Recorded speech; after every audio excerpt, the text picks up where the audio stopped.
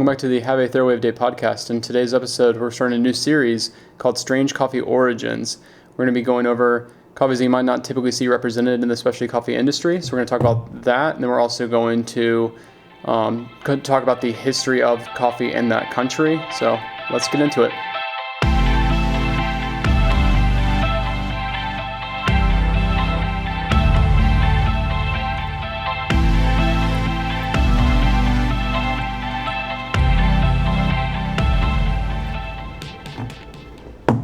All right, so I'm pretty pleased with how this coffee turned out. I roasted a small batch on my Ikawa, which is a small sample roaster that roasts 50 grams at a time.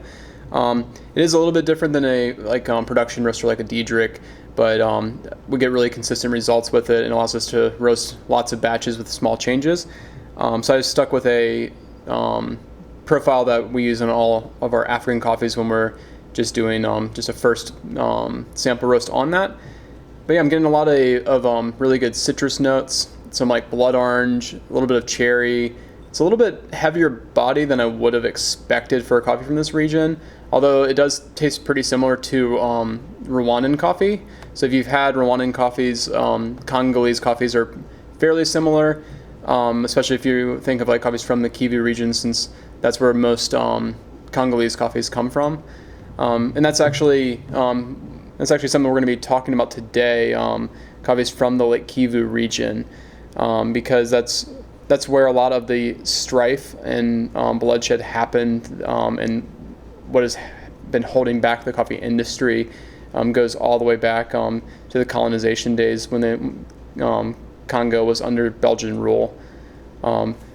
So before we dive into that, though, I just want to say that we have actually had coffee from Congo in our shop a couple times. I have no qualms against serving coffees that are outside of the normal wheelhouse of specialty coffee.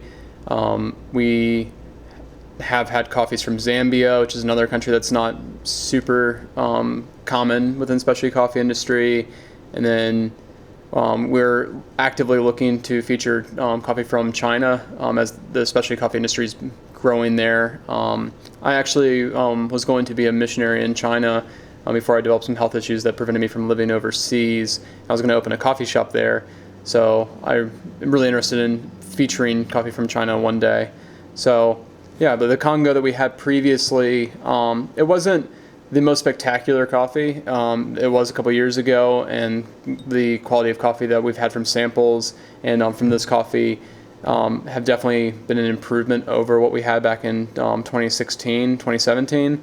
That coffee did have a really high acidity. Instead of being more like blood orange like this, it was instead just crazy citrus notes. We did roast it to kind of highlight that acidity, because that was the thing that really made that coffee unique. But it was lacking. It was lacking just a little bit in the cup as far as like a clean cup, where it had like some flavors that were just a little bit earthy, and we don't typically like to see that within African coffees especially. All right, so I was really excited to taste this coffee from Congo after doing all the research and learning more about the history of the people of Congo and the coffee farmers there. And it definitely didn't disappoint. It's a very sweet, citrusy coffee, and I highly recommend that if you can find some Congolese coffee from a specialty roaster, for you to take a look, and especially if you like coffees from Rwanda.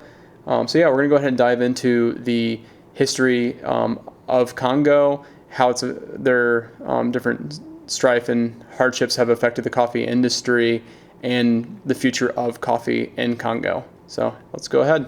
So Congo is a beautiful country who is rich in resources, but their terrible luck with colonization, government, civil war, disease, and lack of clean water has kept their people and their coffee from reaching full potential. Colonization goes back to Leopold II. He basically owned Congo and ruled it from 1884 to 1906. Then they were under Belgian rule from 1906 to 1964. And that's when they first got their independence.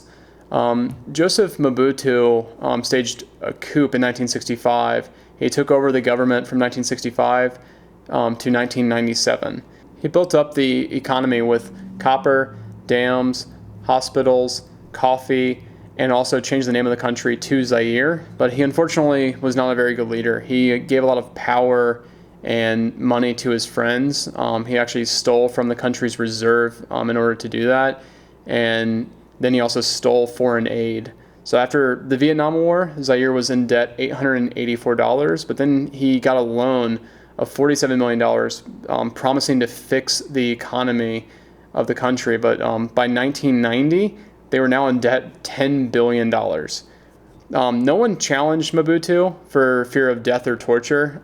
So during Mobutu's reign, coffee became Congo's second largest export, and the yearly export totaled 120,000 tons.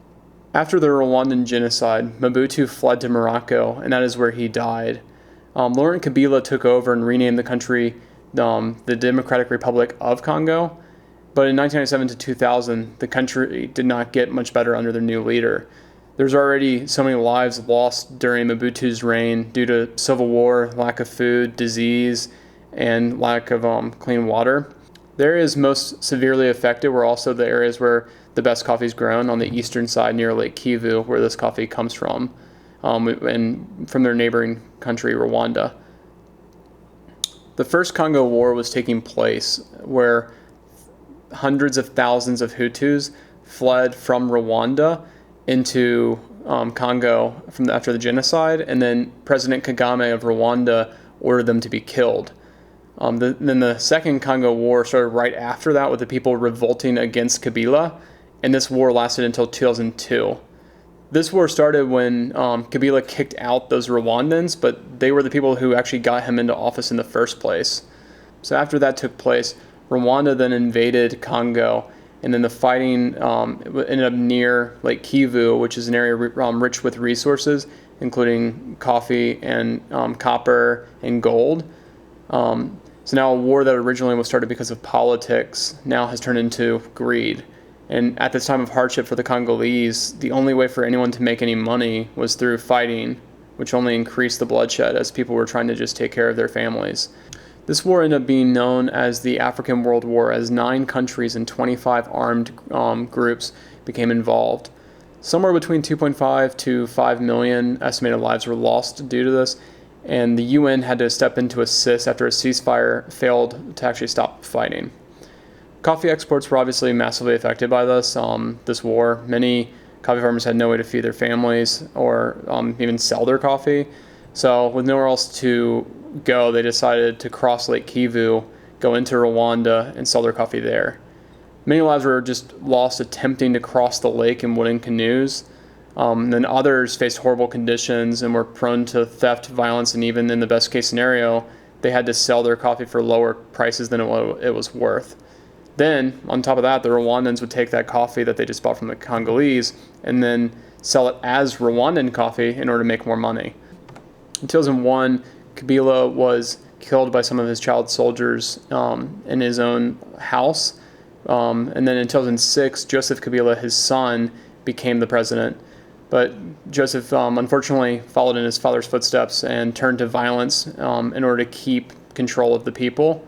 But by 2010, coffee began to finally see a glimpse of hope. Co-ops were started to ensure that coffee farmers were paid fairly for their coffee. And this was the beginning of specialty coffee coming to the U.S. Out of Congo. Congo's government also set up a strategy document for the recovery of the coffee sector 2011 to 2015. This program invested $100 million into the coffee industry. Congo has been through an incredibly heartbreaking time, but the future of Congolese coffee is shaping up to be promising, with many farms and co-ops producing coffees that are consistently scoring 85 and up, and they're gaining traction in the specialty coffee industry. Their coffees were rivaling their neighboring country, Rwanda, for being one of the best countries in Africa for high-end specialty coffee. Although the people of the Democratic Republic of Congo are still facing poverty, illiteracy, and not having access to clean water, and now in 2019 there was an outbreak of Ebola in the Lake Kivu region, I would definitely keep an eye out for Congolese coffee. You might not see it much, but in a few years, we might all have a new favorite origin.